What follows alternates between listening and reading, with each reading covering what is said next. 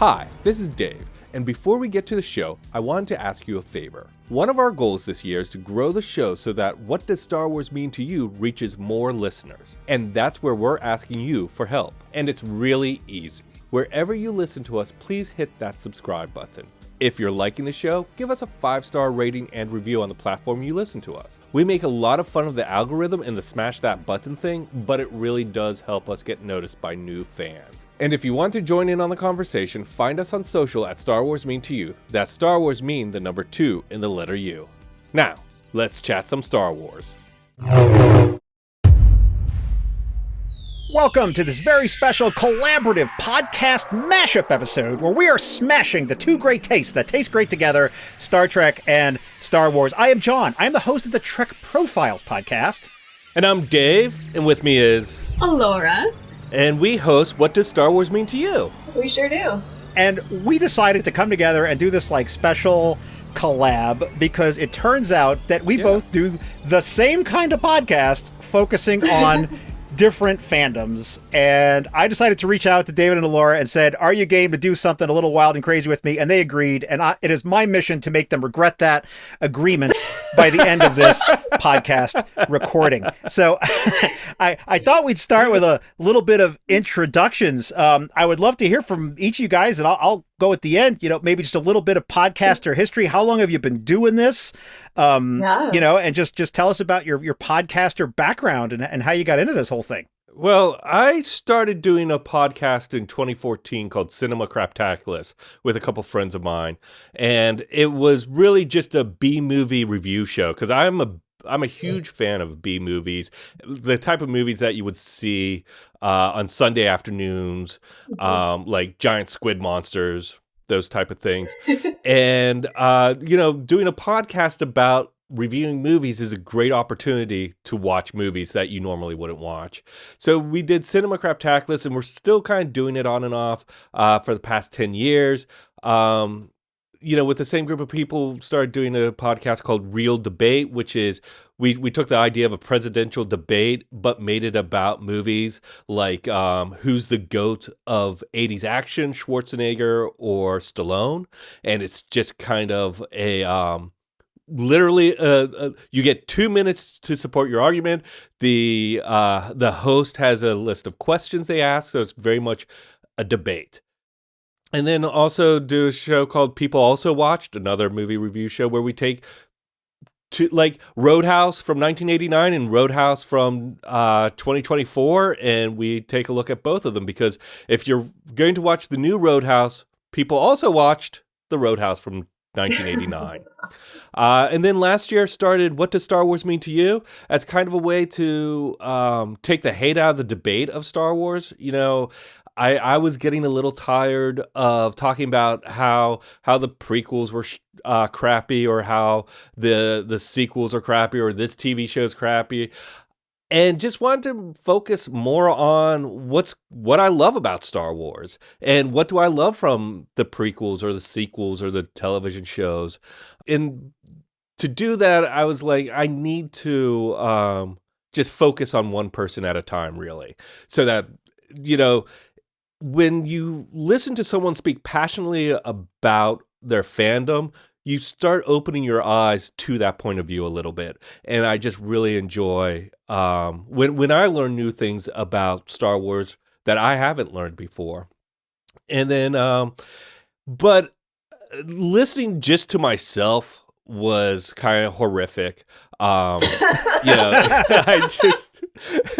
It's just very hard for me to do is listen to even right now. I'm like, Dave, you've talked too much already. So I reached out to a friend and I was like, I would love to get a co-host who's like grew up on the prequels, who is kind of energetic and fun and outgoing and willing to interview other Star Wars fans with me. And I was introduced to Elora and we hit it off kind of right away. We talked about Taylor Swift for like an hour. And I was sold. Do we know what Taylor Swift's favorite Star Wars movie is? Do we know this information? I wish. If she'd like to come on the podcast, we'll take her. Yes. That would to get the Swifties to listen. That would be awesome. Oh, that'd be a coup for sure. So, Laura, how about you? That's pretty much my story. Yeah, Dave. Actually, our mutual friend called me up right before the holidays and was like, "Have you ever wanted to do a podcast?" And I said, "Well, no, but what do you have in mind?" And she introduced me to Dave. And yeah, I mean, I just had so much fun talking Star Wars over kind of the early part of the year as we were kind of testing what that format might look like with the two of us. Mm-hmm, and I was a fan of the show. And here we are. We're, I don't know, maybe 10 episodes in? I don't know, something like that. You know, since March 3rd, it's been 2.5 months. Yeah, I mean, at least really 8. And it's been really fun. I was super nervous to pick this up. It's always nerve-wracking to put your opinion on the internet. Oh, for sure. Yeah. But I found it to be a really positive kind of force, pun intended, in my life. I'm really enjoying sitting down with the fandom one-on-one, like Dave mentioned, and hearing about like what parts of the franchise have touched people's lives and influenced their art and their family. I mean, it's actually teaching me so much more about the franchise that I love, aspects of it I haven't dove into yet, like the High Republic series, or, pieces that I hadn't maybe explored as a fan myself until now. But also it's like just teaching me a lot about life and people. And I've found it to be incredibly almost it's been a very like formative experience almost the last few months, and so it's been fun. There was one thing you said I want to follow up on, which is right before you joined, Dave and I were having a conversation, and I think this might be the point to bring this up, which is one of the things that you said is it's always tough putting your point of view on the internet, especially in a fandom. And one of the things I was talking about is I'm very interactive in certain online places, specifically Twitter for me. That's where I interact the most. I do some stuff on Facebook, TikTok, a couple other places, but mostly Twitter. There have been fandom debates where I have a very particular point of view. Yeah. And I have not weighed into the discussion, except in like the most neutral way, only because I feel like as a responsibility to my show to be somewhat neutral, so that I can get guests on who might think, who might not agree with me. And so I kind of avoid that stuff, not because I'm afraid of getting people beating up on me, but only because if I really want someone on the show, I want to have the background to say, I'm not going to give you a hard time, and I'm Switzerland. I'm Switzerland and all of this. Yeah. I don't know if you want to say anything about that or react to any of that, but I find that it's affected how I participate in the fandom. I don't know if you've had a similar experience. Well, for me personally, and we've talked about this on our show, I've always been a little bit more of a closet Star Wars fan. So I haven't engaged much with the fandom until now, and not out of fear or anything like that. It was more just, I think for the longest time, especially growing up as a young girl, that like this was like the boys thing. And it was kind of like a boys club. And that's not so much the case anymore. Now it's cool to be outward about the things that you find nerdy and fun. and it's very much not just the boys club anymore. So this is kind of the first time I've dove into it. And I would say that initially I was scared of having my opinion out there on the internet. But what I'm finding is that the way that we've structured the show and the way that we're making it all about the guest, that it doesn't necessarily need to be about me. And it's not something I even necessarily avoid intentionally. I can see everyone's points of view, even if like they're dissing on a movie that maybe I really love because it's nostalgic for me. I was a prequel kid, so I love the Clone Wars. It's just a thing. Deal with it. But is that a controversial opinion? I mean, I don't know. Sometimes, for some folks, it is. Yeah, okay, it is. It's a major controversial opinion. But like. I see their point of view, and I see it from wherever it is that they are in their life, or where they might sit in any given creative industry, and like why that is. And so I have respect for it, and I think that we've done a really good job of giving people the space to feel their perspective and know that maybe we don't 100% agree, but that's okay, because if you love Star Wars, then you're a fan, and a fan is a fan, and we all love the same thing. And I don't know, it's been kind of this like really like utopia for me on the internet because that doesn't happen anywhere else. Anyway, Dave, do you want to address that?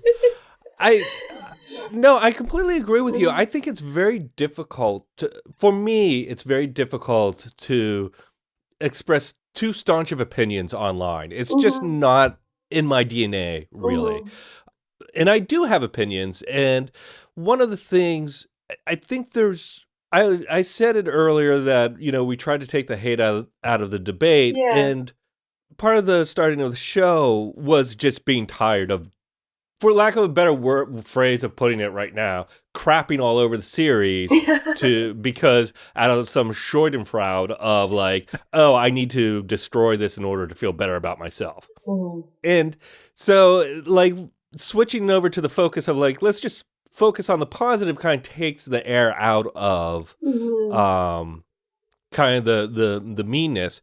And I am learning, I'm finding people who are able to express their opinion online in such a way that it's clear, concise, and not confrontational. Right. It's just more like, hey, this is what I think. Yeah. And that goes against my 80s upbringing of, if someone has an opinion that differs from you and you don't like it, you name call. And so I'm kind of learning how to express that opinion, and I'm still learning how to do it. I think the other interesting thing here is there is a there is a difference between like analysis of just saying, well, this shot composition wasn't that great, and the plot device to move the plot from A to B is kind of clunky, and this character didn't work as well as maybe they could have. Versus kind of gatekeeping, which is like, why do you like Rey? Rey's a girl. Girls don't belong in Star Wars. And so there's that kind of fine line. That's a hot take. Difference. That is a hot take. It's very much a hot take. That's what I do quietly at night. I just spout out all my hot takes. Who likes BB-8? BB-8's lame. You mentioned... Well, wait, because... Oh, sorry. No, you go ahead, please. Well, I was going to ask you, I feel like maybe we're touching on something here. Is the Star Trek fandom a little bit, maybe even more so divided? So, look, that's exactly what I was going to go to. So curious. That's exactly what I was going to go great. to, because you mentioned the G word, which is gatekeeping. So, I have a particular format for my show, and I'm very structured about, like, the intro and sort of the major things that I do, but the conversation is very loosey-goosey. But always the first question is the same, which is, I do my intro, and the first thing I ask my guests is I say, welcome, and they go, hi, thanks for having me on the show. I'm so glad to be here. And I say, are you a Star Trek fan? Yeah. And they have to say yes. Otherwise, I'm hanging up. And if they say yes, that's it. That's it. There's no more than that. Yeah. And that's the only qualifier. I have gotten people who have, like, I've run into at a convention or, online or at some other online Star Trek thing, who'll be like, I can't believe you had that person on the show. They're not even a fan. Like, they've not even watched the show, in my opinion. And I was like, I hate that feedback, and I love it all at the same time. You know what I mean? Because I feel like I've captured them in a logical trap. Like, the person says they're a fan, and typically, like, I'll also see people being like, I'm down with the gatekeeping. That person's not a Star Trek fan. And I'm like, I got you. You are trapped in the box. So, I mean, there's often this thing I've seen, and I'm sure you've seen the same thing, where people go, oh, insert Trekker Wars, fans are the worst. I'm sure you've seen that. And, like, you know what? Oh, yeah. Right now, as we're recording this, my NHL hockey team, which I am personally invested in, is in a Game 7 playoffs championship. You go into the hockey forums, and people are like, you're a fan of those? You can die. Like, literally, that's it. Like, hi. Yeah, no, it's a thing. Hi, are you excited for the game? Like, that's literally the conversation. Yeah. You know nothing, Jon Snow. Nothing. Wow.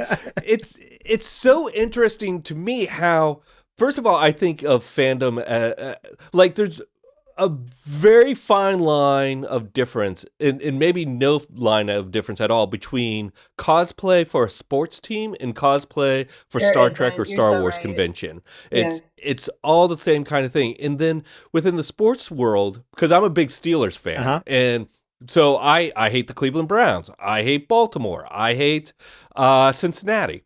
And you're just, in the sports world, I feel like that kind of tribalism is expected. Not that's how you support your team.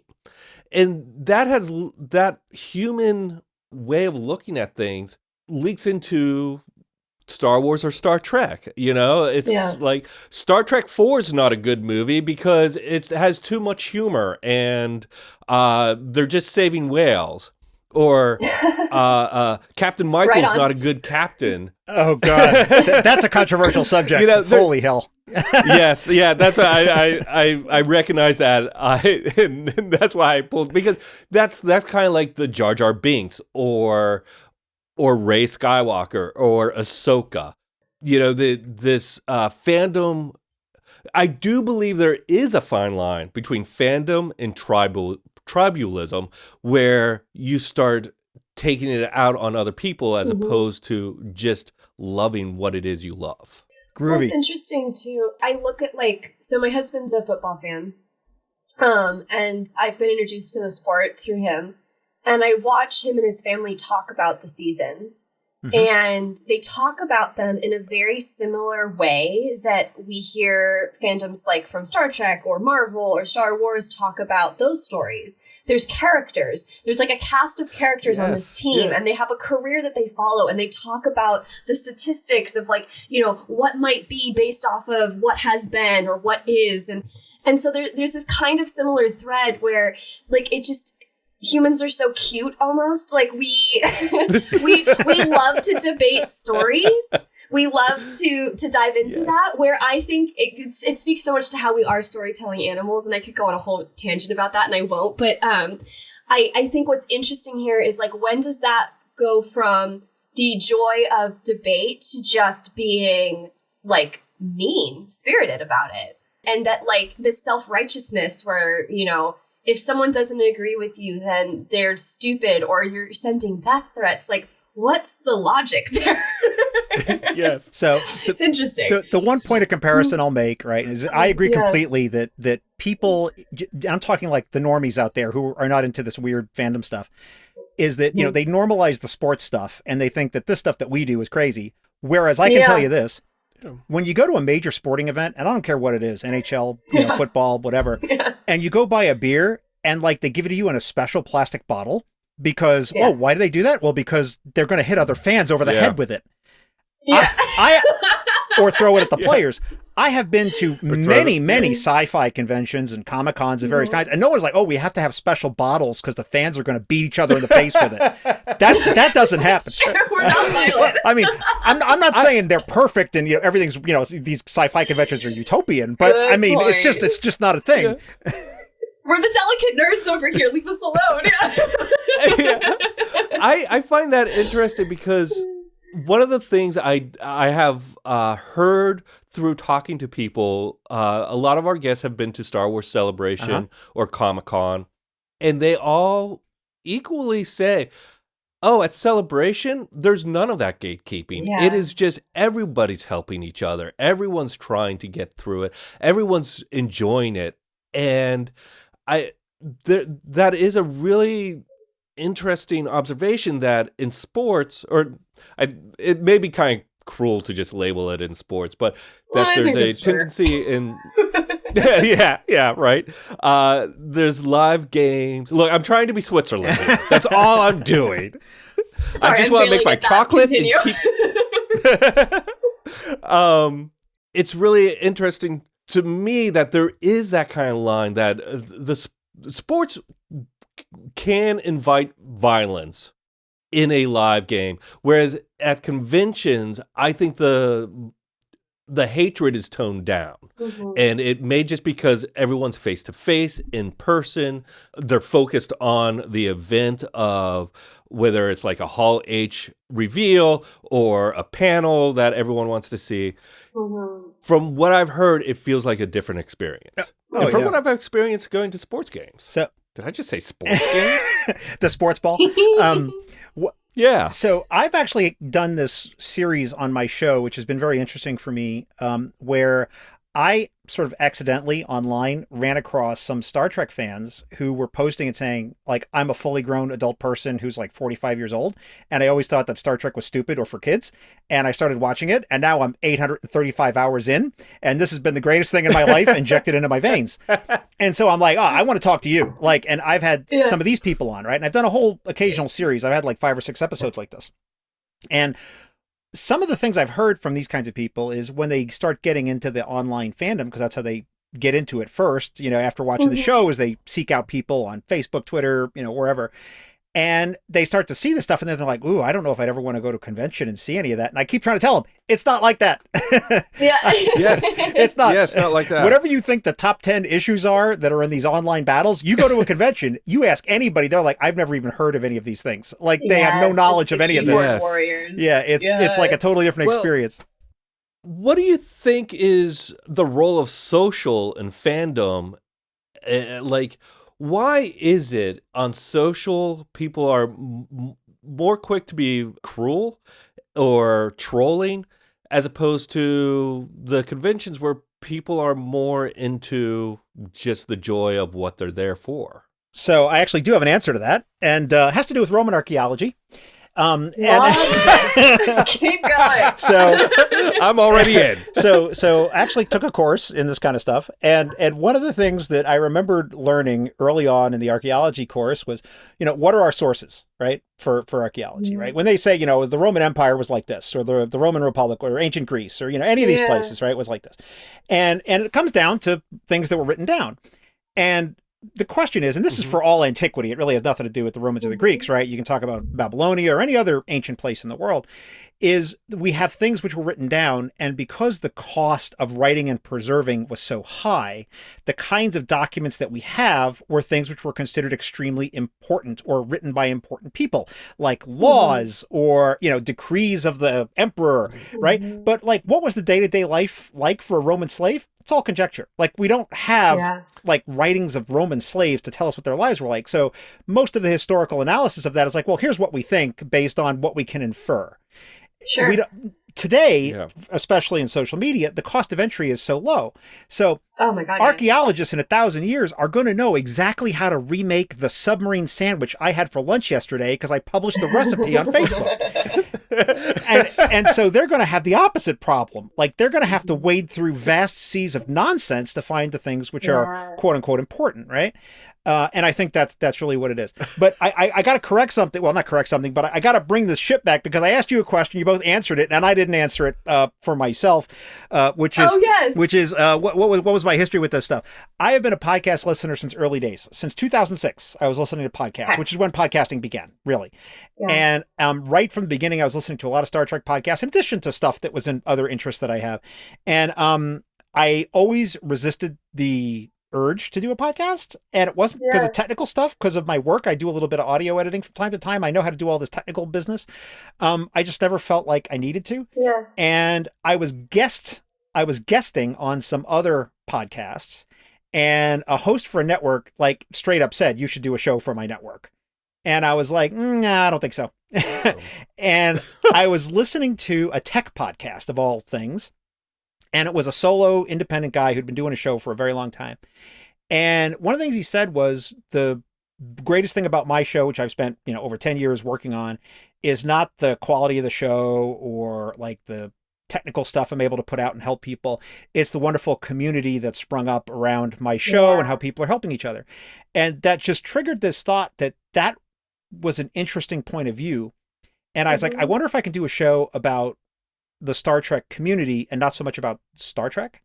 And the thing about it that really appealed to me, just as a listener to all these things, is that there were so many other shows that were already doing the thing. There were so many rewatch shows. There were so many people like, we're going to analyze Star Trek from an intersectional point of view. You want that? There's like 10 of those. You know, I want it from a feminist point of view. 18 of those. I want it, you know, a topical thing where we're going to look at all the shows that involve time travel. 35 of those. And, you know, they're all great. You know, it's wonderful, right? It's an embarrassment of riches. It's not a complaint or a critique in any way. I'm celebrating the wonderful diversity of it. But I thought, man, I could do a show about fans. Like, why do you love this stuff? And I was like, that's the angle. And because I often fail, but because I try to be, as you said, Dave, Switzerland, I felt like I would be good at it. Because I wasn't someone who was like very combative online and like trying to beat people up about stuff. Yeah. I thought that I could probably get some good guests.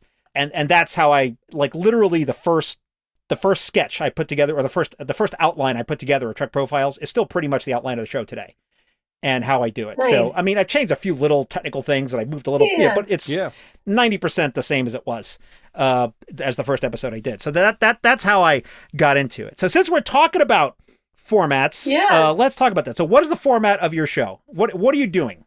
We release weekly, and we'll have an interview followed up, an interview one week, and the next week it's followed up by what I call the episode between episodes, which is just kind of what have we learned the previous week from the guest, and what does that inspire us to talk about. For example, we just did an interview with David Mandel, who's the showrunner of Veep and worked on Seinfeld and Saturday Night Live. He has this massive Star Wars collection that should be the awe of everybody. It's cool. Yeah.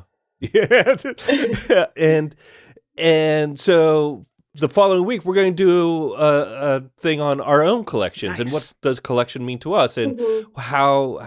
So that's kind of our episodic layout, and then for the actual interviews we have kind of we start every interview with a thing called 5 with the Force, which is the basic 5, just 5 quick questions that get our sense of their fandom. It's like that's where things like, I can't stand the sequels, or I love this and love this come up. And it also allows us to kind of start feeling the soil for where the seeds should go for the conversation.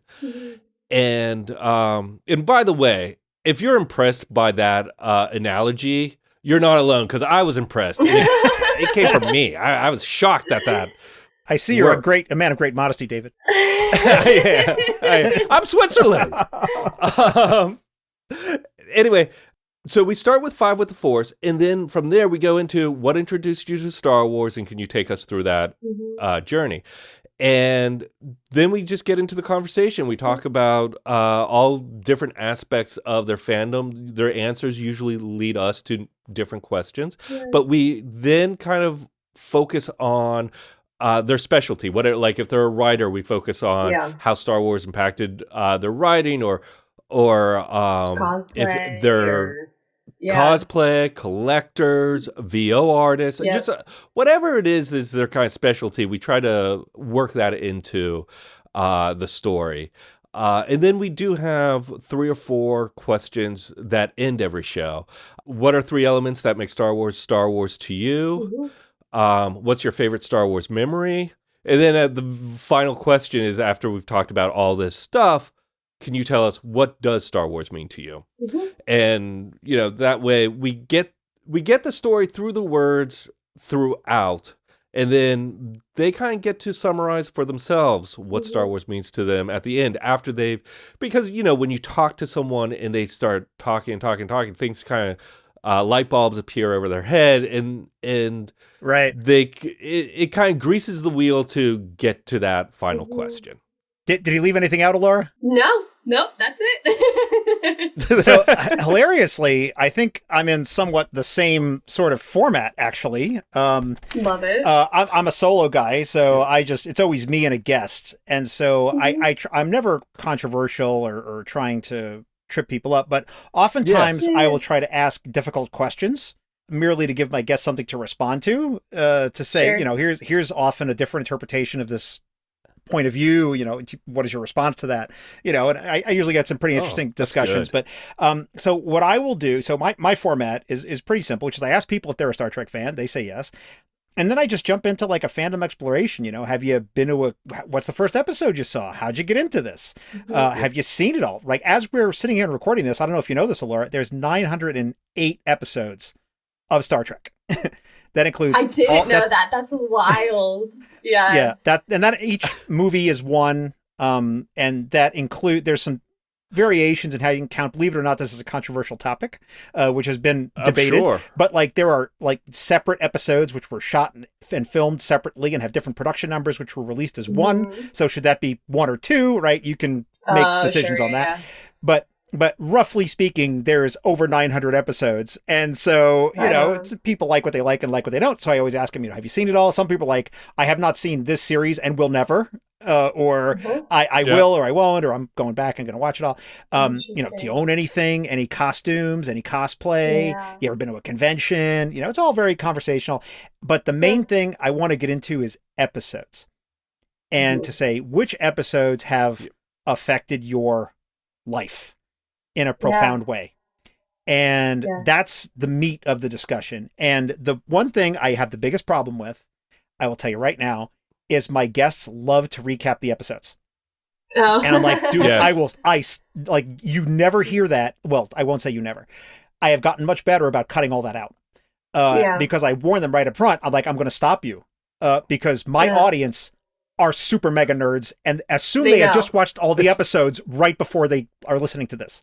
Like I just say, oh, that's the episode where they switch bodies, or that's the episode where they visit the sex planet, you know, or whatever it is. Sure. I just have to say that people, oh yeah, I know. And just get to it. Right. So the point I'm always trying to get to is, why did this episode have an impact on your life? And they tell me, we talk about it. And so I get like lots of these personal stories. You know, you can ask me about any of those if you want, but I won't go to it now. And then I always ask them right at the end, I say, so why do you care about Star Trek? Right. I mean, you wanted to be on this show, or I asked you to come on this show. You know, I'm some internet rando. You decided to come on here and talk with me about Star Trek for 2 hours. Like, what is that? What is all that about? Yeah. And then we jump into, you have your 5 for the Force. I have my Kobayashi Maru lightning round questions. Love this. Which are like these, and the Kobayashi Maru for you, Elora, is a no-win test. That's from the show. Like, there's no way to win in the scenario, and that's the point of the scenario. You can try it as many times as you want, but you'll never win. And so that's kind of the point of the question. But spoiler alert, I gotta tell her, Kirk passed it because he cheated. Yeah, he reprogrammed the scenario. I'm seeing why Sheldon Cooper's a big fan of Star Trek in the show. exactly. So anyway, and then they get awarded an honorary Star Trek title, which I make up. And my co-host is a computer from the show called the M5. He's kind of a deranged, evil computer. So he doesn't do all that much in the show. He just says a couple things. So he's just kind of for funsies. And that's it. And that's fun. Yeah, you know, it's really the personal stories that I like. And I think in listening to your show, because I did listen to several episodes in preparation for this, I think that's something we should talk about when we get to that in the outline, because I think there's some interesting contrasts we can come up with about that. I don't know if you want to react to any of that, but you're more than welcome to. I do want to add one thing with the episodes between episodes that I missed is, the episodes between episodes are a work in progress. One of the things we added in was Matthew Freeman, who does this newsletter called Octu Baby. He just has a really gentle, profound, but concise point of view that's really amazing. And he reads his essays for us, and we highlight them in the show. And it's just been a great addition to it. I kind of like that. The kind of motley crew of Star Wars fans who kind of make up episodes between episodes.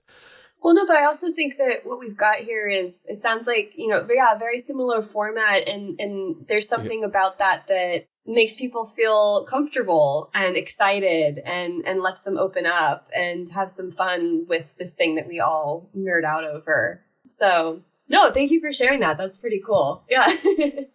So I'm just going to put something out there and have you guys react to it, and then we can move on to the next element of this, which is the one thing that I love the most is when people come on and they want to talk about like an episode that everybody agrees is like in a top 10 worst list. Sure. And they're like, this episode changed my life. I was like, that's the person I always want to talk to. Yeah. You know, we're like, that thing that everybody hated, like, you know, I am where I am today because I saw that episode. That's the person I always want to talk to. So if anybody's listening to this and you have like an all-time worst Star Trek episode / movie that affected your life, call me.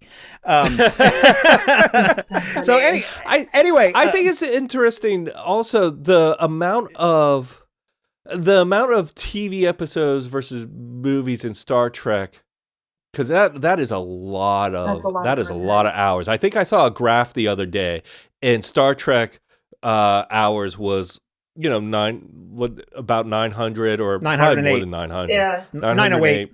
Yep. Oh. I think Star Wars is probably 100 out. It's like that's how far the difference is between the two, just in total content wise. Do you ever talk to a fan who is overwhelmed by the amount of Star Trek there is, or is just so focused on one aspect, like just Next Generation or Original or Discovery, whatever it may be, that they just have really their specific one slot? Yes. I have had people on my show, in fact, who have said Star Trek existed from 1966 to 1969, and then it ended, and then there's not been anything else since. Like that was the show called Star Trek. And all this other stuff is like, pasteurized processed cheese food. It is not actual cheese, right? It's Star Trek product, and I was like, okay, and I'm not going to fight with people to convince them otherwise, because one of the things I try to do is, we've been talking about the Switzerland concept. I do try to stay that way, because I think it's important to say there are fans like this, there are fans like that, there are fans like this other one over here. And there are people who are like, there's a lot of these people who are like Next Generation, which is a show that was on in the 80s. That is Star Trek. And the original series is terrible. I can't stand it. And Enterprise is terrible and I can't stand it. The movies are terrible and everything else is terrible. And, that's fair. I'm not here to convince anyone of my opinion. But I want to just take this guest discussion at a little bit different angle, which is, how do you get your guests and what are you looking for if you're going to invite somebody on the show? Probably two categories of guests. One, people we know, and the next, strangers we just reach out to. Yeah. And I think, we have kind of a worked up letter, almost a form letter that we just say why we're interested in their opinion, how we think our audience will, our audience will appreciate listening to them, and if they're just willing to talk about their love of Star Wars. And I feel as though more times than not, people like that space to be able to talk about their fandom. Yeah, same. Nothing to add.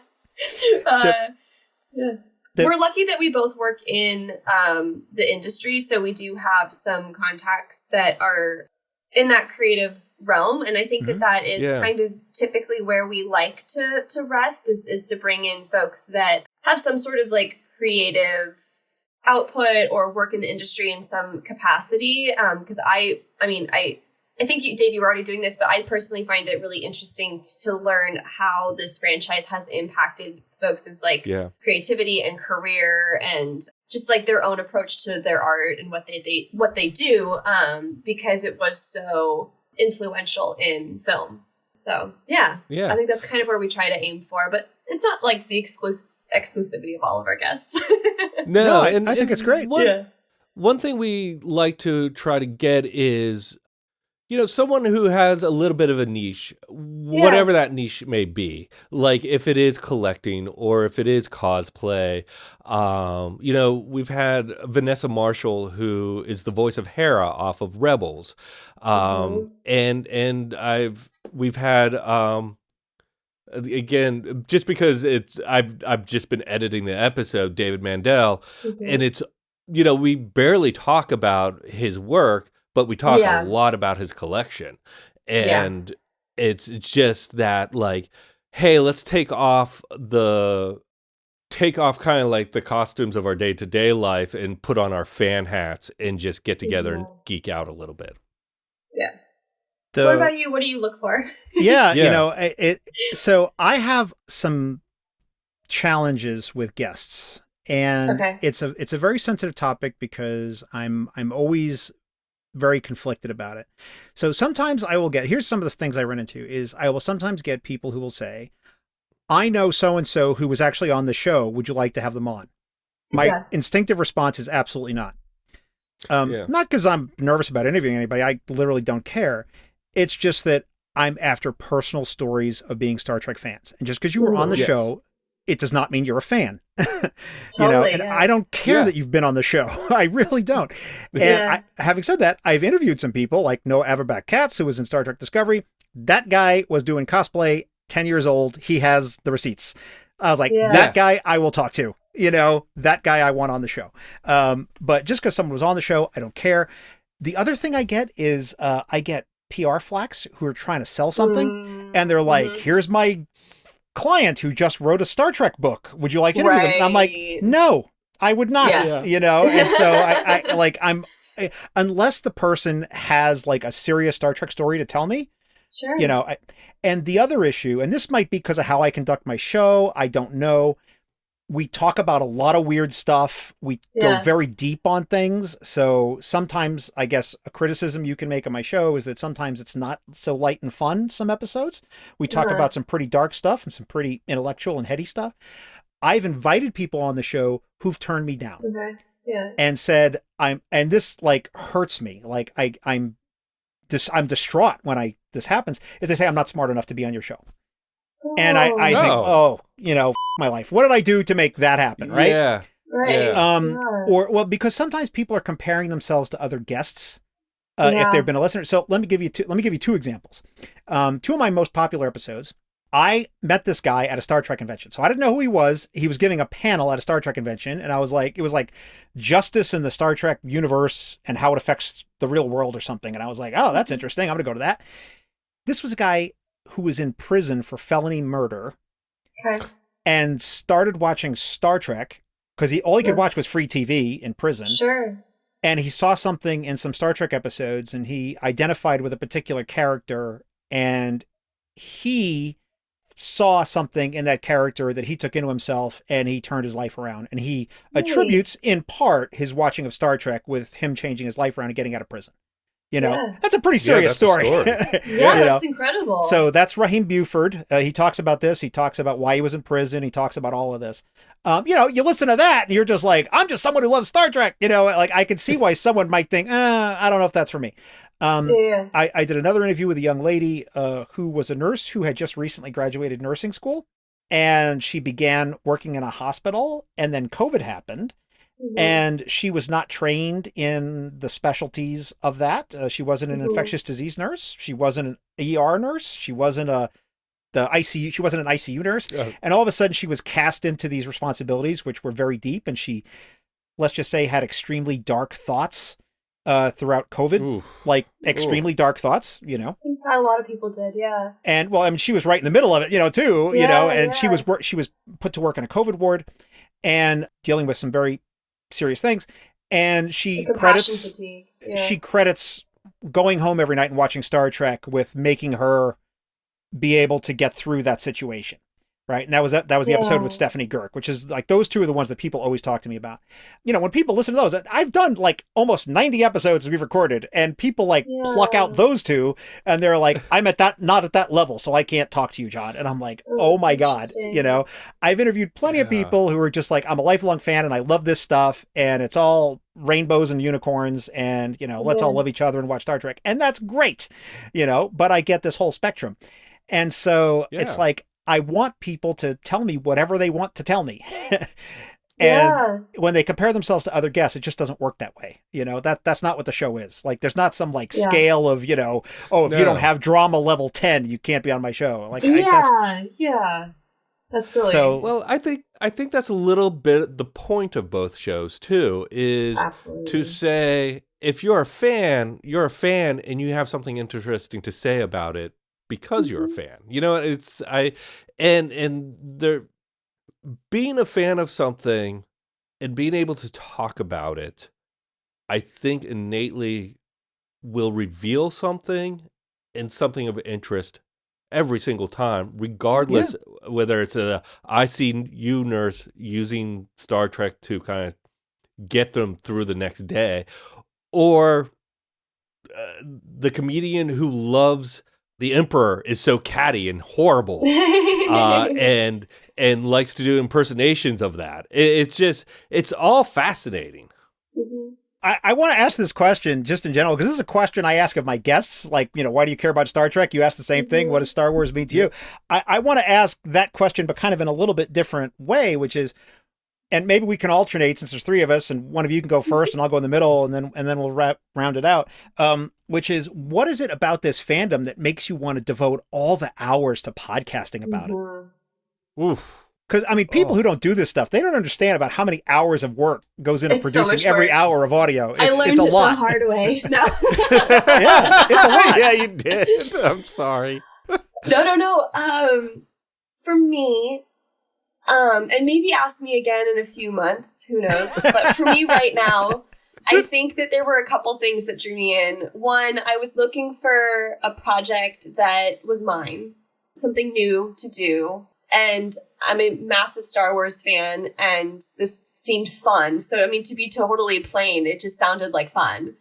But as I've spent more time and kind of, because we spent 3 months working on it before we launched it, and I could have backed out at any time, and I stayed because I realized it was teaching me a lot about people and myself and helping me dive more into a story that I really love. And so there was an element of like, I found something that it's a creative outlet for me in a weird way that feels like it's mine. It's not related to my job. It's not related to anything else going on in my life. It's just me and Dave talking Star Wars. And I think I just needed that right now, to be totally like transparent and a little bit more vulnerable. I just needed something that was really fun and different, and I'm enjoying it. So I don't know if that's as deep as you wanted, but whatever you want to say is the right answer. That's what it means to me right now. That's what's made me spend most of the time. It's actually, I think it's bigger than just the franchise itself. It's just something that I needed right now. Yeah. I think that's glorious. I mean, for me, it's that really two reasons. One is that the people in my day-to-day life don't care about sci-fi stuff at all. Such a good, so true. and so, I wanted an outlet that was more on the regular, because there's I do two major Star Trek things a year. There's the big convention that happens every year in August, which is out here in Vegas, which is where I live. So I do go to that, and I actually stay at the hotel. Like, it's a whole thing, and I see all the tribe, and all the people that I talk to throughout the year on social media. We're all there. Yeah. And, the tribe gathers, and we have our big nerd fest, and I go on the Star Trek cruise, which is in February every year, which is a whole different experience. It's the same but different. Oh, well, it is definitely wild. If anyone's interested, they should go Google the video that's out there. They make a video every year, because the one thing that's cool about it is that it's a whole ship charter. Nice. So it's not like some regular cruise where there's like some Star Trek people over here. There's a company that takes over the whole ship. And so everything is redecorated, and like all the restaurants and all the entertainment is reorganized, and it's all Star Trek all the time. So yeah, it's nuts. We can talk about that if you want, but it's sort of beyond the scope here. But those are just two like standalone events. I wanted an opportunity to do more talk about Star Trek more. And so I thought podcasting would be good. And second, I like talking to people, and I like to be social. And so this is like a great way for me to sort of focus that and not like bother my coworkers or like my regular friends who I deal with other stuff on about Star Trek. I now have an avenue for that. So that's so relatable.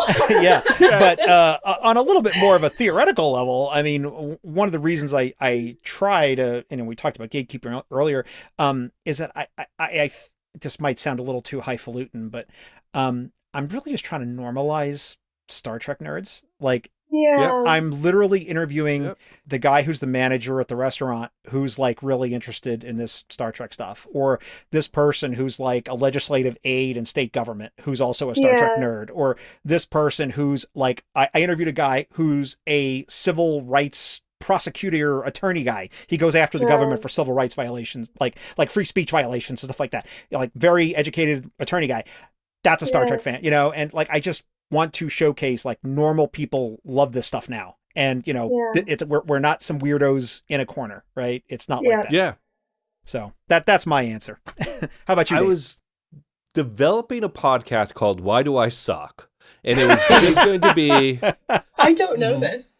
Yeah, yeah. And it was just going to be me interviewing people about how they've overcome challenges, and then at the end be like, okay, so why do I suck? And because I find this inability to overcome challenges or obstacles or whatever, and I realized that, as funny as I thought it was, and as interesting as it could be, it might be a long runway of like developing and figuring out what this angle is. And at the same time, while I was going through that, I realized I was in this echo chamber about Star Wars of just, everyone I was hanging out with all had the same views, and we've all had the same views for 20, 30, 40 years. And I wanted to see if I could break out of that echo chamber a little bit, while at the same time, like you, John, getting a chance to talk Star Wars. To me, it's just fun to talk Star Wars. It's also fun. I'm an extreme introvert, so having this having kind of a format that I could lean on so that my introvertness wouldn't get in the way was an ability so that I could just talk to people. And I can talk to people. I get fascinated by people. Like Elora alluded to it. I think it was earlier in the show that we talked about Taylor Swift for an hour, because I was like, oh, you're a huge Taylor Swift fan? Let me find out what being a Taylor Swift fan is about. And so I do love doing that. It's just like I find myself, I'm shy and introverted. So it's hard for me to come out of my shell, so to say, and talk to people. But when I find something that we both can have common ground on, I can do a deep dive. And to me, it's just kind of very fascinating. So I have this thing I do on my show where I always tell my guests, like, I don't really guide the discussion too carefully about a lot of things. I mean, I know, we're going to do the fandom discussion, then we're going to jump into episodes, and we always end with, why do you care about Star Trek? But like, if a side topic comes up, we dive into it, that has nothing to do with Star Trek. And then what I do is I will usually, here's my rules. Here's my rubric for this. If it's Star Trek related, it stays in the interview, even if it's not on the topic of what we're talking about. If it's like funny and interesting, or even mildly interesting, but it's not Star Trek related, it goes in bonus content that I put at the end of the episode that people can choose to listen to or not if they want. So like in an episode, like actually my most recent episode, I got to talking to my guest about a show on Apple TV Plus called Severance. I don't know if you ever saw it. I haven't seen it, but it's on the list. Yeah. It's very, very good. And we'd both seen it, and we're both big fans. And so we had like this 20-minute discussion about it. And so I sometimes put out episodes where the bonus content might be like almost as long as the interview, right? That's normal for my show.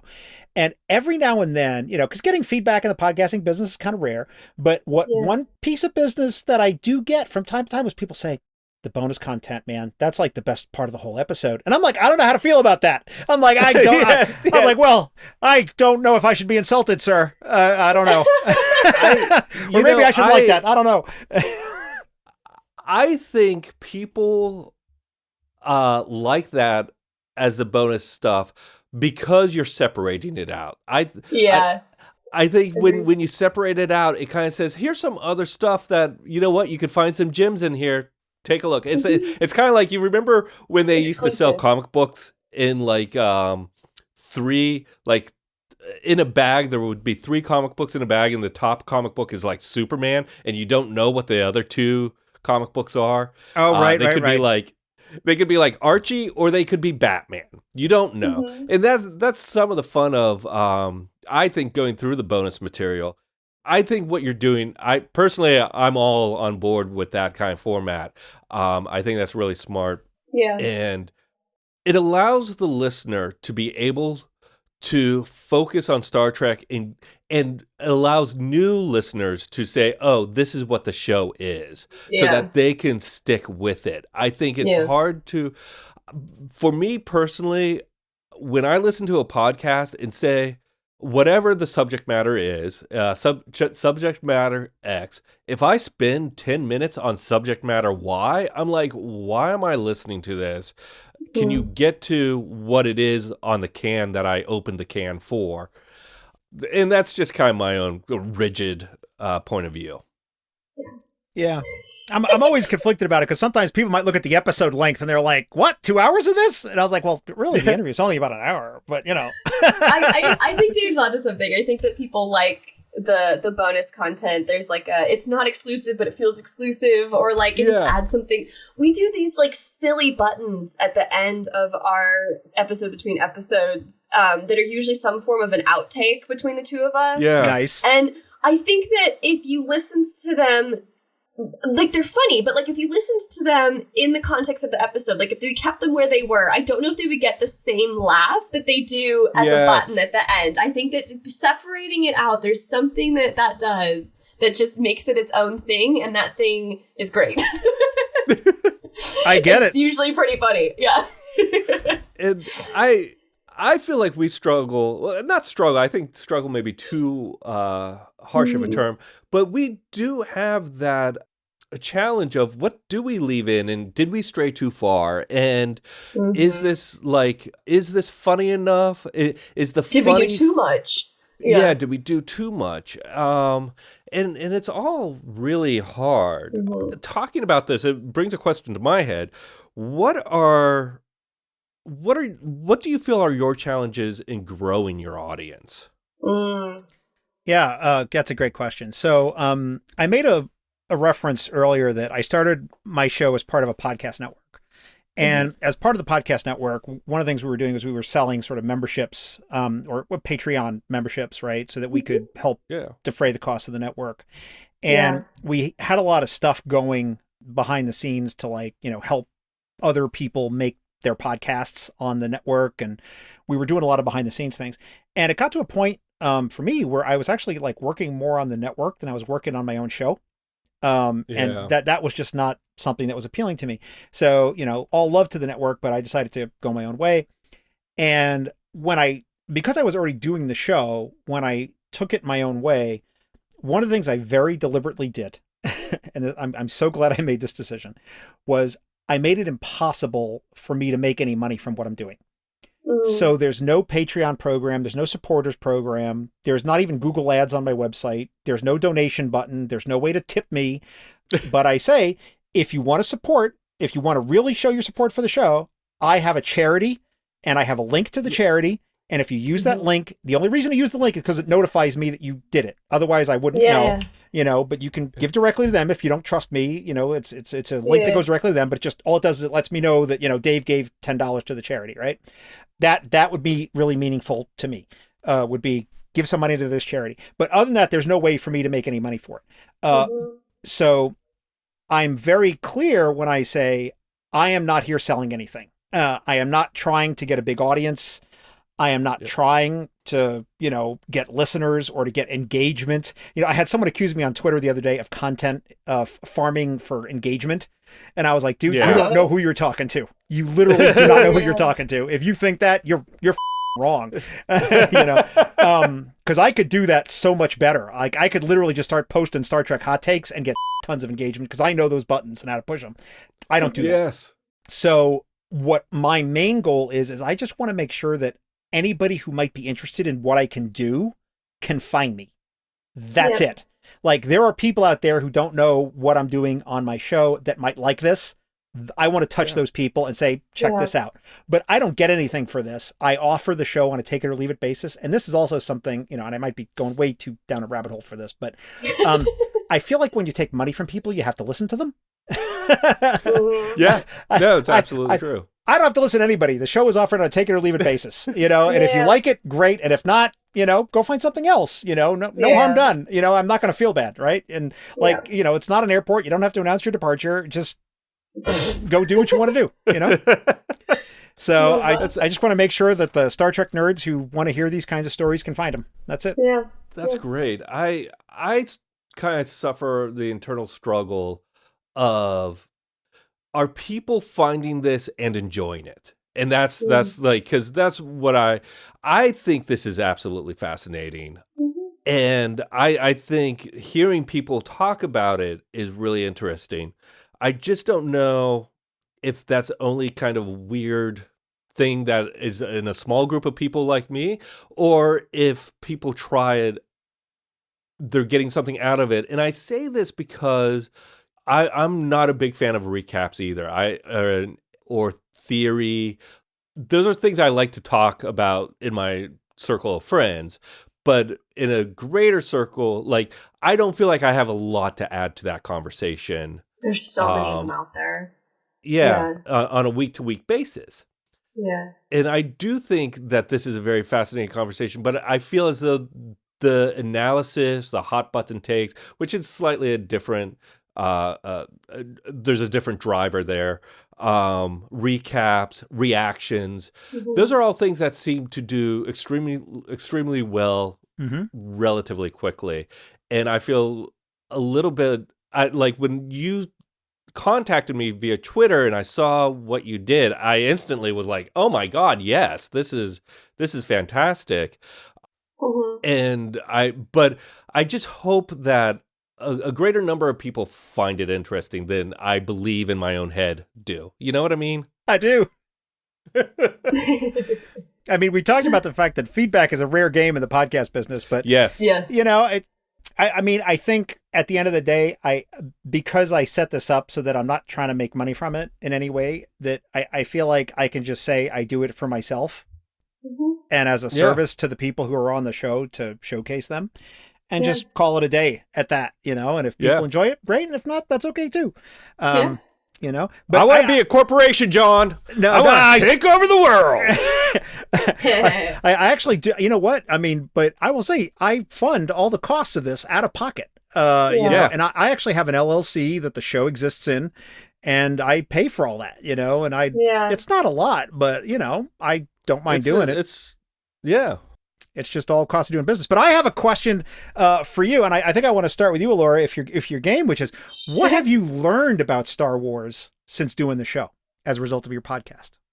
What new thing have you learned about Star Wars? Oh, God. What new appreciation do you have? What insights did you gain? You know, honestly, I think that the biggest, and God, this is going to sound so silly, but I knew that Star Wars touched lives because it touched mine. But I think what I've learned the most is the depth of that. You know, we've talked to people who this has been like the primary relationship that they have with their family, or that this is what launched them into their career, or the community that they found during, you know, we just interviewed someone who does cosplay, and she found a whole community during COVID doing Star Wars, like, cosplay content online. So I think that what I've learned the most is more about how Star Wars has kind of impacted the world on such a massive scale. It's impacted filmmaking. It's just impacted our society in so many ways. And I think we're still turning over the stones to really get the full picture of just how much Star Wars has impacted humanity and the world. And I think I alluded to it earlier, and through that I'm learning just a lot about, I'm just learning a lot more about people and even myself, and you know, there's so much to discuss story-wise on all kinds of like kind of deeper philosophical conversation, and that's always like kind of fun to dive into and get a good think about. So that's, I think just honestly, its sheer size has been my biggest learning. And that's why I think it sounds silly, because duh. But like, but also it's really opened my eyes to that. Yeah. You said something I want to actually compare and contrast about Star Trek and Star Wars, and I'll be interested to reactions on this, which is one of the ways I think they're the same is that both shows have had this outsized impact on the pop culture, right? I mean, you know, you always hear these interviews with people from like who worked on the show in the 60s, and literally, you know, it's their job. You know, they go to work, they do their thing, and like, are you going to make a pop culture phenomenon that's going to exist for 50 something years? And they're like, what, dude? What are you talking about? You know, I'm doing a space show with ray guns. You know what I mean? It just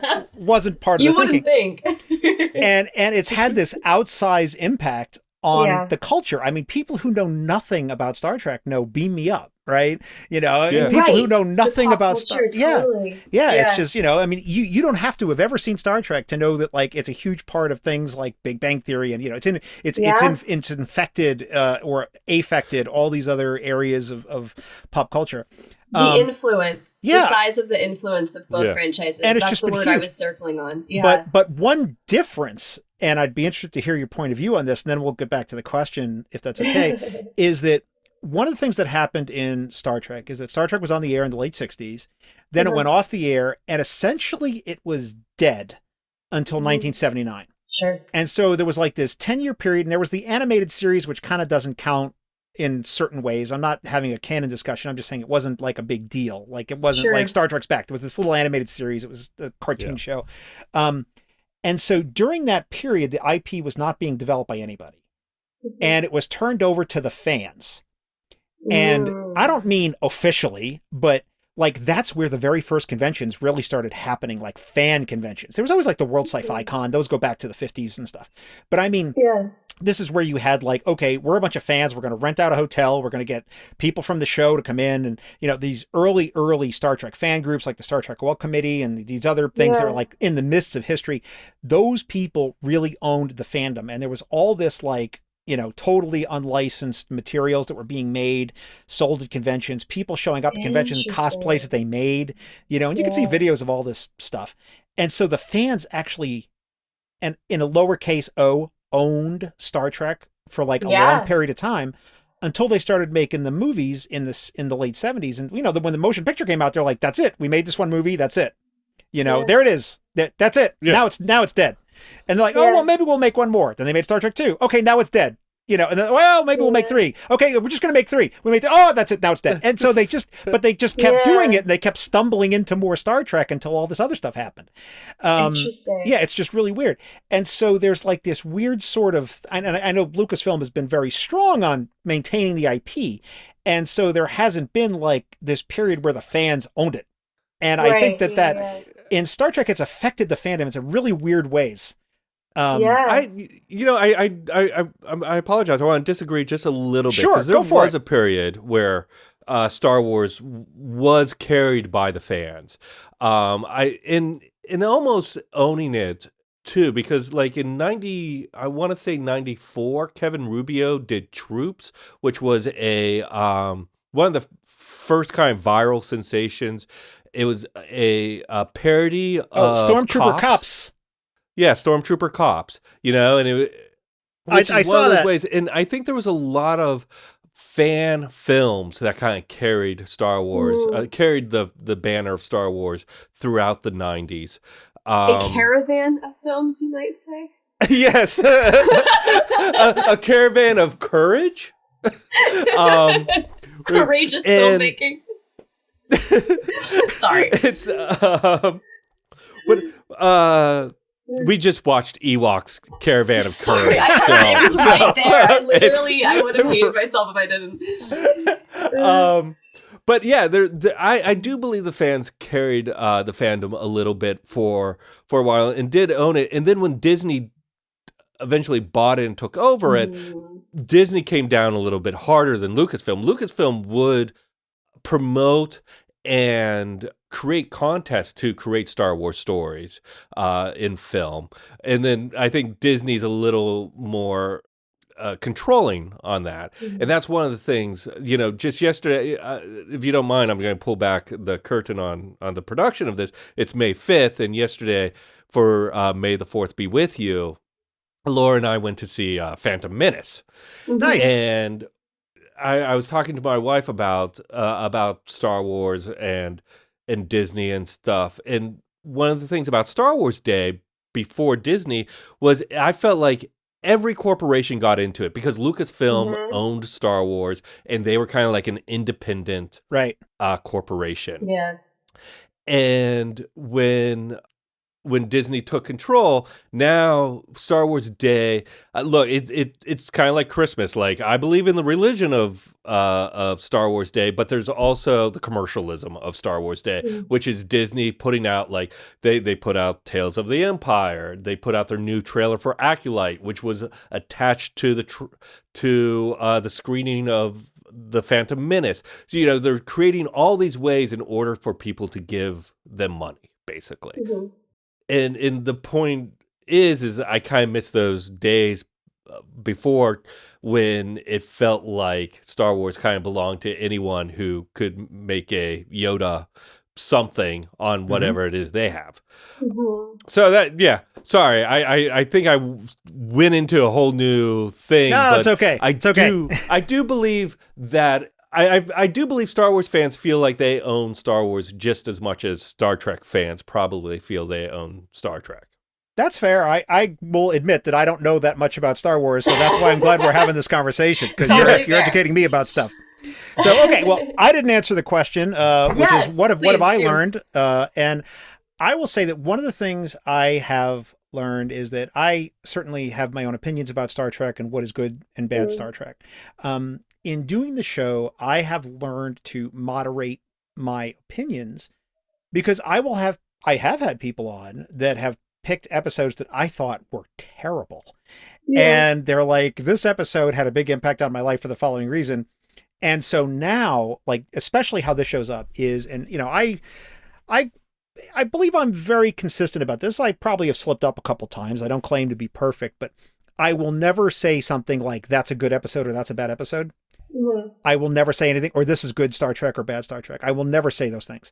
But I will always say something like, this episode didn't land for me, or that series isn't my favorite, you know, or I don't like it when they do this. But I will never, or I shouldn't say always or never, but I try very hard not to bottom line anything, because I've had people on who have very different points of view, and it has helped me to be very moderate in my Star Trek opinions.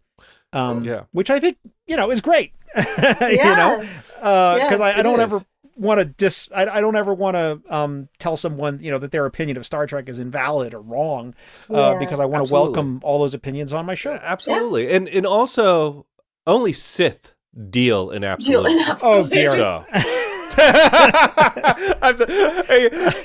Elora, if I had let that opportunity go, I would not. So true. Let me ask you this off of what you just said, John. Has there been an episode where you're like, oh, that didn't land for me, but after talking to someone and then going back to that episode, has there ever been one where you changed your mind? Yes, absolutely. So this is a guy who is actually a personal friend who was also a guest on the show. His name is Dan Davidson. And I had him on relatively early in the show's run. I think it was like in the single digits numbers. So I'm like I said, I'm up to like episode 89 or 90 or something right now. Dan, well, we're going to get into another very serious conversation here. Dan was in a period of his life where he was having very dark thoughts. And he had taken action on them and was in the final stages. Let's just say that. Yeah. And he was one of those people. You might be one of those people. You listening to this might be one of those people where you always have to have the TV on in the background. My wife is like that. You know, the TV has to be on at all times. Yeah. We all know people like that. And that's okay. Well, he happened to have a Star Trek episode on in the background. And moments before he was to fulfill his intentions, a line was heard in the episode that made him change his mind. Oh, wow. And it's not an episode that anyone would put in a top 10. I mean, it's not an episode where you would go down and be like, this is a momentous episode. Oh my God, everyone must watch it immediately. You know, it's not that. But it's an episode that every time I watch it, that's all I can think about now. And it's not an episode I can actually watch analytically. Because I think about because it's not, like I said, this isn't just a guy interviewed on the show. He's a friend. I've been, you know, he lives on the other side of the country and we've hung out when I've been Yeah. over there, you know what I mean? And we always hang out at the convention together. So it's not something I can analyze anymore. I just have to watch the episode, and I think about my friend and how glad I am that this episode had an impact in his life. And I am satisfied with the fact that I will never be able to do that again. It's a small sacrifice to make. Yeah. Yeah. Wow. That's. So sorry to be such a downer, guys. No, I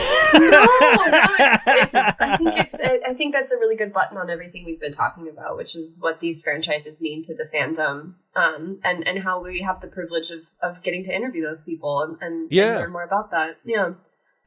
So let me just ask. Deeper respect. Oh, thank you. What are the hot topics right now in the Star Wars fandom? I know nothing, so educate me. In fact, let me just tell you what I've seen. And this might be important because I know we're going to do some questions later. Some you're going to ask me your Star Wars questions. So I just want to put this out there, okay? Because I have only seen the 3 original films, the 3 prequels, and 2 of the other ones. And I don't even remember their names, but it's the one where the girl is going to trade in the thing, and the guy goes 1/4 portion. Yes. Okay, so The Force Awakens. Yeah. Yes, okay, I saw that one, and I saw the one, I think it was Rogue One, where they're stealing the plans. Is that the one? Yes. Yep. I've seen Rogue that one. One, yes. That's it. So That's okay. I have not read any comic I've books. Seen nothing. It's okay. Star Trek. It's okay. I have not seen anything else. So but the reason I say this is because I am aware that there is a whole extended universe and there's a lot more content out there. So if you're asking me questions, and I give an answer, and they're like, "How could you say that?" Because in the 3rd book of the whatever series, they're evil. Like I would not know that. No. So it goes exactly to what I said earlier, which is that like everyone's perspective is based off of either like where they are in their life right now, how they've interacted with the franchise. We hear such varied responses, specifically for people who were prequel kids versus original trilogy kids. Like, that stuff doesn't matter. Right on. The trivia I don't think interests us as much either because it's kind of all out there, and it's about how it affects you more than what it is to itself, if that makes any sense. Right on. Yeah, it's not that deep. What's hot in the franchise right now? In the fandom right now? What's going to get you in Bad Batch is getting a lot of conversation. I'm sorry? Bad Batch is getting a lot of conversation. Yes, because Bad Batch just finale'd this past week, and there's it feels like it's the Star Wars that makes everyone cry. Yeah, I think, and I feel as though it's hot button topics. There's always who shot first, Han or Greedo. There's like that. Yes. That's ridiculous. That kind of debate. I find a lot of it is more centered around gatekeeping than it is around like honest discussion, where it's more about Star Wars is episode 4, 5, and 6. And like Star Wars is George Lucas's Star Wars. That's episode 4, 5, and 6, and 1, 2, and 3. The original trilogy and the prequel trilogy.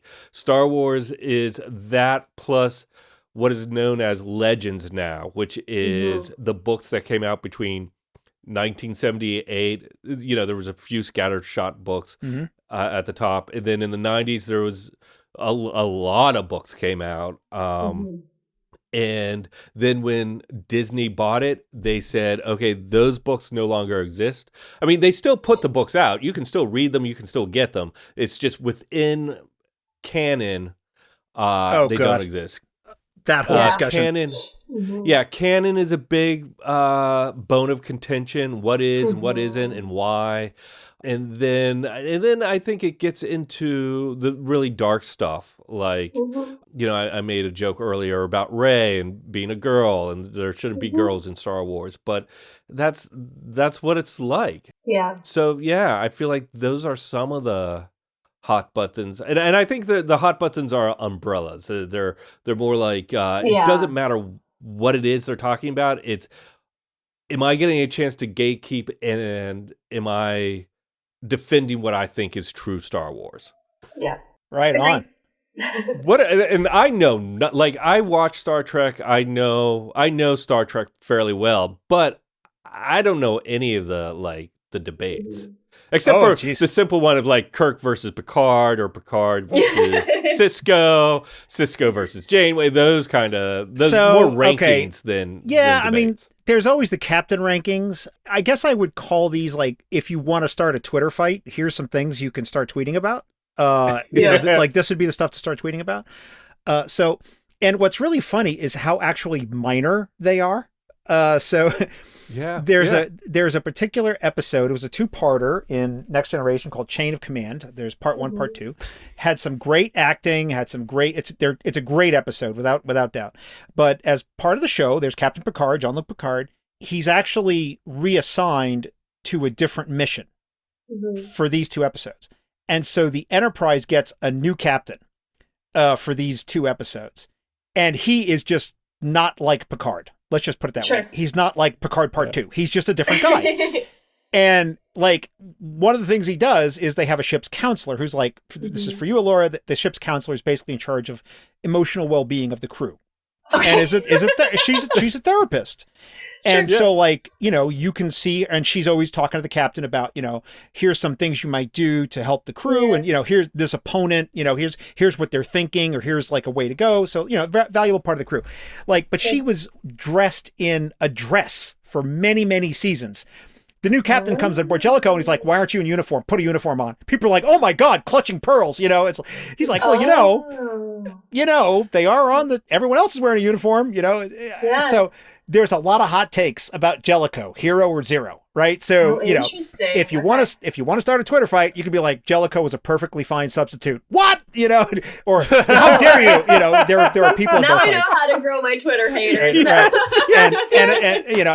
Because the Star Trek fans out there are rolling their eyes at all this because they know all these things. There's another episode, which is a Star Trek Voyager episode called Tuvix. And without going into all the details of it, essentially, Captain Janeway, 2 of her crew members get fused into a new being, a third character that is not either of them. And basically, he's a good guy. And he's helpful and smart and starts forming relations among the crew and becomes a valued member of the crew. And a month or 2 months goes by in the episode, and suddenly they discover a way to separate him into the 2 original crew members. Yeah. But that would mean the death of this third person. And so the doctor says, I'm not doing that because I'm not killing my patient. I'm not doing any part of this. And Janeway is like, yes, I'm doing it, and kill him, and I need my 2 crewmen back. There are some people who say, this isn't even a debate. Why are we talking about this? It was clearly the right decision. This whole thing is stupid. It's like not even an issue to discuss. There are some people who are like, that was absolutely murder. There is no universe that exists where it is not murder. You have no idea what you're talking about, and like, there's a lot of space in between the 2 sides, there's some people who say it isn't even a debate. And there's some people who say, no, it's a debate. And there's some people like me, and this is my point of view, which is very much a Switzerland point of view, which is whatever side of this you're on, that should have had lasting repercussions that should have went on for like a whole nother year. Yeah. I mean, the whole crew should have been like, holy, that Tuvix thing, can you believe it? Like, oh my God, I was playing, I was hanging out with that guy Where's for a month. Where's their counselor now? Yeah. Yeah, well, I think their counselor was actually killed because Star Trek Voyager, it's the premise of it's beyond the scope of this, but they didn't have a counselor beyond the scope of this. But anyway, if you take a side on the Tuvix thing, like there were some people like, stop the discussion where I'm not engaging. I'm not even going to talk about this. There are some people who are like, let's go, buddy. Let's have fisticuffs. So wow, that is always a perennial hot topic. Something more of the moment. And then we got to kind of wrap it up here because I know we're getting short on time. Oh yeah. Which is Star Trek Discovery, for whatever reason, is a very polarizing show, which is the show that's currently releasing episodes right now as we're recording this. Okay. So, just for you, Elora, so there was the Kelvin film, the Star Trek 2009 movie, and then the 2 that came out after that, and then Star Trek came out on streaming series. And Discovery was the first of the streaming series. And it is absolutely a fact, there is no debate about this, there was a lot of behind-the-scenes issues that happened in the production of the show. Like, a lot of people hired and fired, a lot of showrunners came and went. Like, there was just a lot of stuff happening behind the scenes. Then COVID happened, and of course that threw everything in the world into chaos. Yeah. So Discovery has had kind of a rocky road behind the scenes, which is not anybody's fault, just that's how it happened. And there are some people who are like, that is the most amazing Star Trek show ever. There are some people who are like, it is hot garbage. And, there are some people who are like, if you don't like this show, you are not even a Star Trek fan. There are some people who are like, if you don't like the show, it's because you are an ist of some kind, racist, homophobe, something or other. So there are many hot takes to be had right now about Star Trek Discovery. And like I said, I take no opinion on any of that. You can like the show or not, but it is certainly something that people are very hot under the collar about on Star Trek Discovery. And I think it's a great show. I think people should watch it. Am I the number one fan? It's not for me, but it's fine. It's fine. As they would say in The Simpsons, cromulent.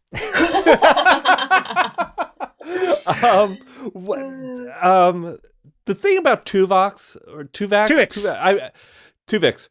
I haven't seen the episode. I haven't watched Voyager, but in your telling of that, what strikes me, and I've read about, for some reason, like IO9 did here's the story of Tuvix and what happened. To me, that's great sci-fi writing, and that divide there is kind of like, if we want to get super deep, that's the abortion debate in a sci-fi story. And I think that's so fascinating. And part of what makes Star Trek great is those stories. And then things like the Discovery and the ists and the stuff, it feels like that's, and the same is with Star Wars, is like, I feel like people are attacking the wrong things. Whereas like the Tuvix debate, that seems like a reason to still debate it. I mean, it must have aired in 2002, 3 or 4. It was in the 20 90s. years ago. Yeah, it was in the 90s. This is still the 90s. Yeah. I mean, that's off the top of my head. I could be wrong, but I believe it was the 90s, yeah. I don't know. It's just, I find it very interesting when a great sci-fi story has resonance like that. Oh, yeah. And there's no resolution. Yeah. No. I think you could take any side. And my only critique of the argument about it is when people try to dismiss it as like, if the debate is solved, it is clearly this, or one side or the other, it's like, you're not thinking about it clearly. I mean, whatever you think about, whatever side you're on, you have to realize this is a momentous decision. And whatever you think of what she did or not, it should have had repercussions, but it didn't. It just literally, they hit the reset button and then they're on their way the next episode. Yeah. Which is unfortunately the way they did storytelling in the late 90s, early 2000s. It is, yeah. Absolutely. Like if they did that on Discovery, it would be in every week. If they did it in like the Bad Batch, it would be every week. Yeah. Yeah, that would have been a season-long story. Absolutely. That would have been a season. Yeah. And I think it's a potent story. Yeah, I mean, I think, and this is one of the issues I think that the recent shows, that people are struggling with new Star Trek is, it used to be that Star Trek was very episodic. And even the shows like Deep Space Nine that had more of an arc to it, right? It still was very episodic. I mean, you could turn on any episode and enjoy it, even if it was in the middle of like season 7 Deep Space Nine, which has the most story arc of any of that era of Star Trek. And so now they have a season-long story. And, one of the dangers of that, whatever you think about the show, if that story that they're telling for the whole season doesn't interest you, then you're out for the whole season. You know what I mean?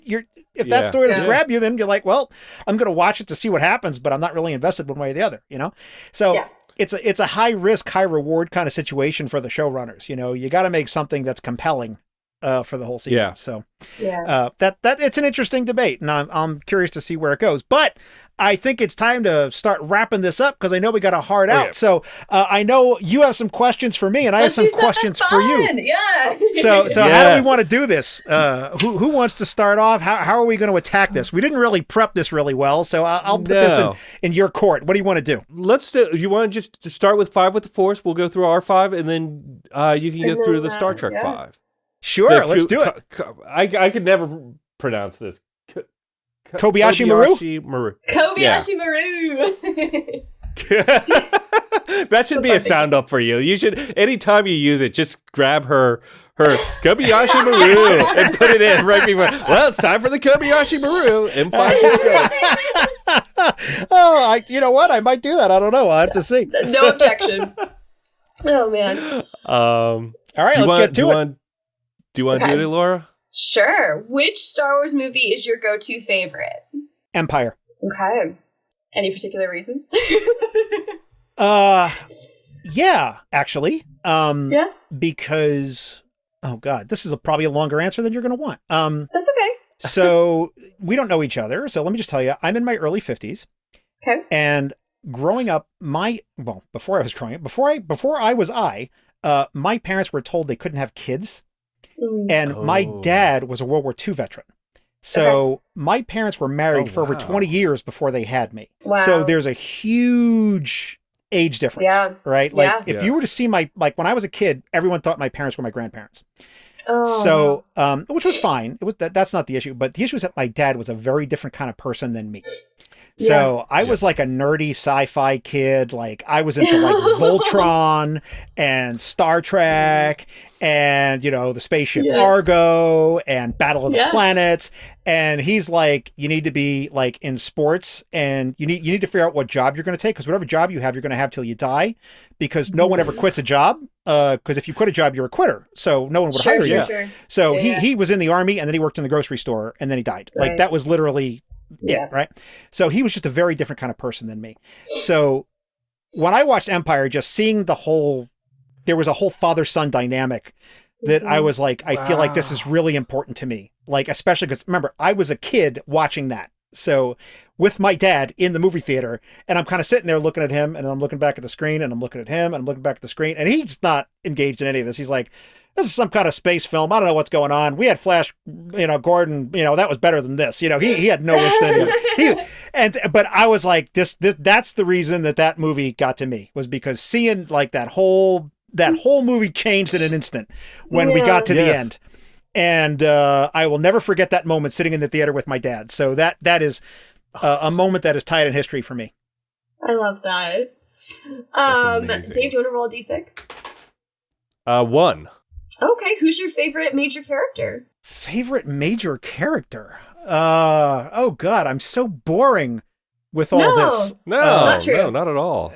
God. I mean, your first answer was amazing. Look, very everyone in their lovely. 50s says Empire, but to say Empire because it related to your relationship with your dad and that twist in the ending hangs with you. That's incredible. Yeah, he was just a different kind of dude than me. Oh man, I feel like I want to say C-3PO. Oh my God, great answer. That's one of my favorites. only because I oftentimes feel like an incredibly awkward doofus 99% of the time. And so I identify with C-3PO just being like, what is actually happening right now? Which is basically 90% of his lines. Or, to put it more colloquially, what the actual is going on. I feel like that's me. That's so true. I love that.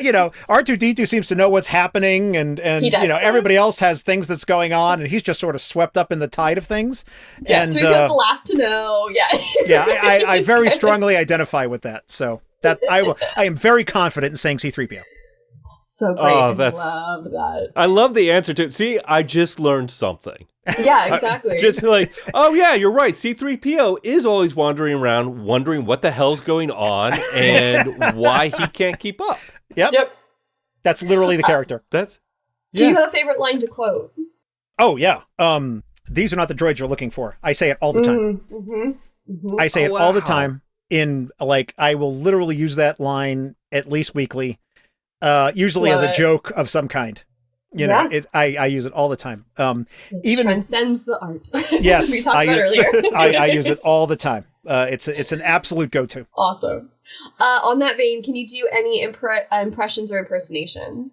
Oh, I'm going to get in so much trouble. Oh. Nien Num.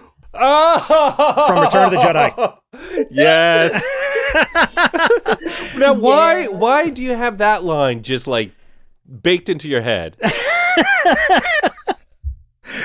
I have it baked into my head because when I was in high school, that movie, when did Return of the Jedi come out? 84? 83. 83, 84. And I was right around then.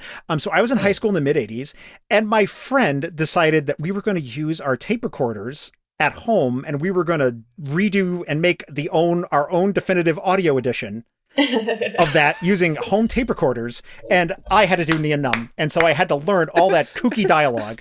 And so it might be 20% accurate, but it was something like that.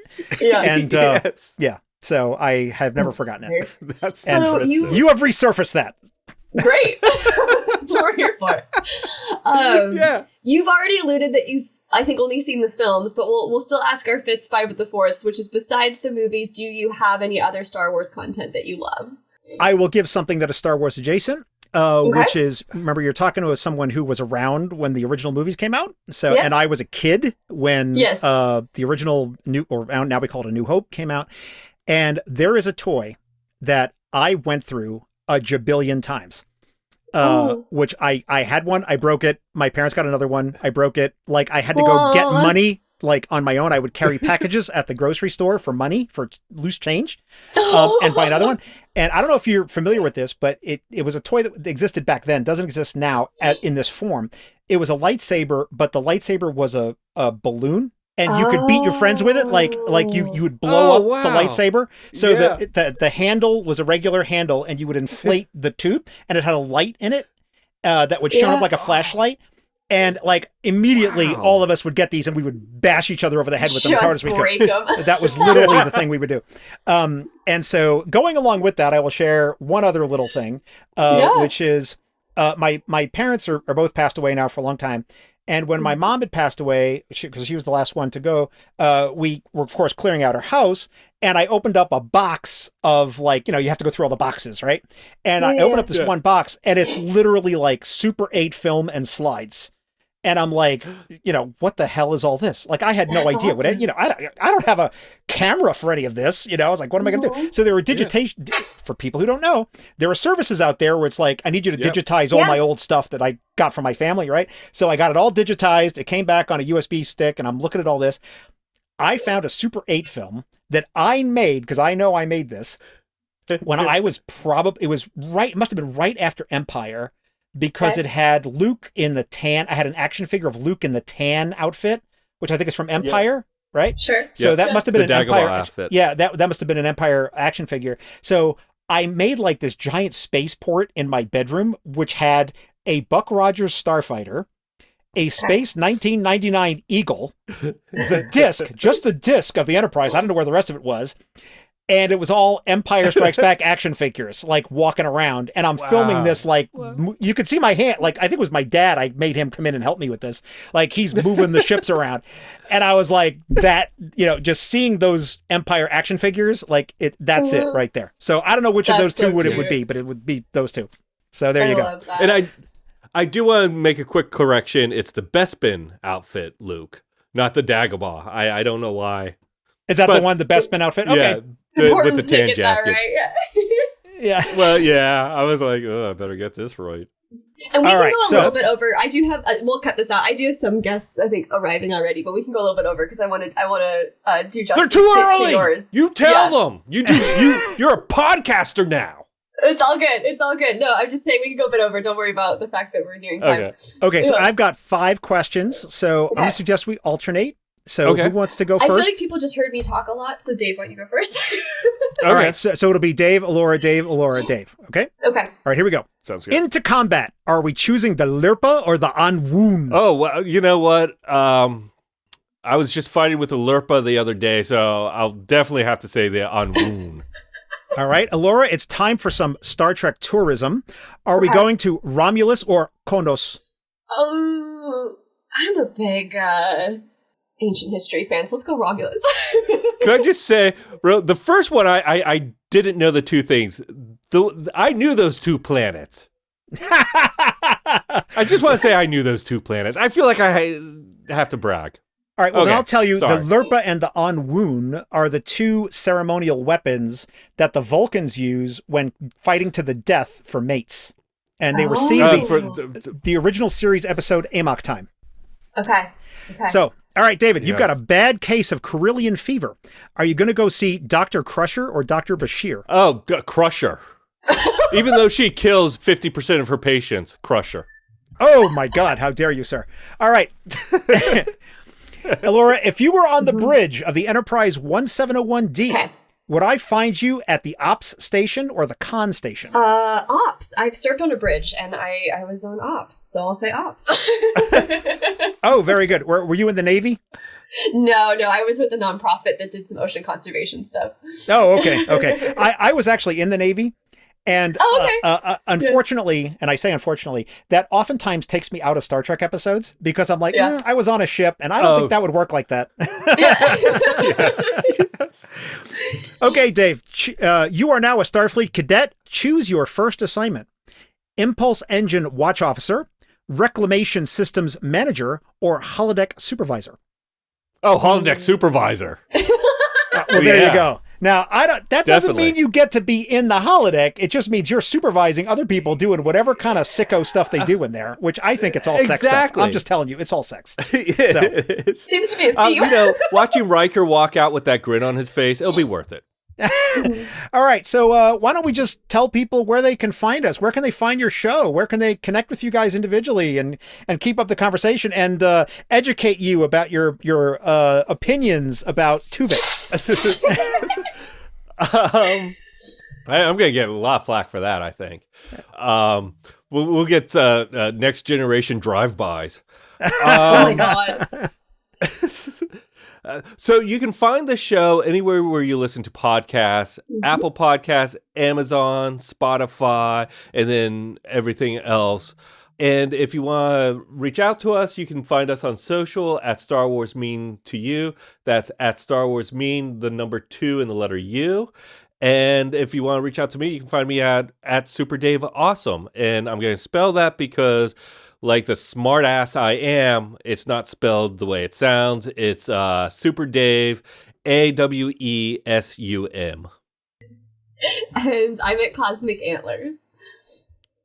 Fantastic. Yep. And just for my listeners who know, I always put up detailed show notes. So I will have links to all of that up at the show notes page at trekprofiles.com. Yep, same here.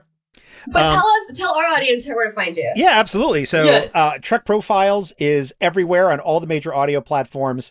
And if you just want to sample an episode, everything I do can be listened to online on my website, trekprofiles.com. But we're in Apple, Google, Amazon, Spotify, Pandora. I'm in all the places. And the only thing I'll say is that if you want to get a sense of what a regular episode is like, any episode with a person's name is a regular episode. Anything that is has something else is a special. Well, I have super duper enjoyed this. I've had a blast. Thank you guys for agreeing to do this. Thanks for inviting us. This was really fun. So, all right, and I'll be in touch. We'll figure out how we're going to release this. Until then, live long and prosper, my peeps. You too. Yes, may the force be with you.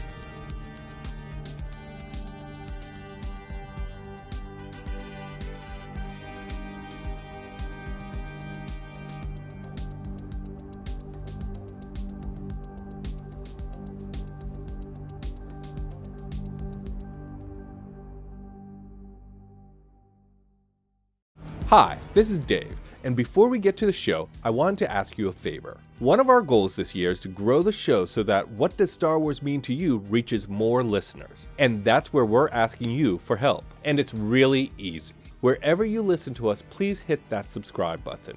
If you're liking the show, give us a 5-star rating and review on the platform you listen to us. We make a lot of fun of the algorithm and the smash that button thing, but it really does help us get noticed by new fans. And if you want to join in on the conversation, find us on social at Star Wars Mean to You. That's Star Wars Mean, the number 2 in the letter U. Now, let's chat some Star Wars.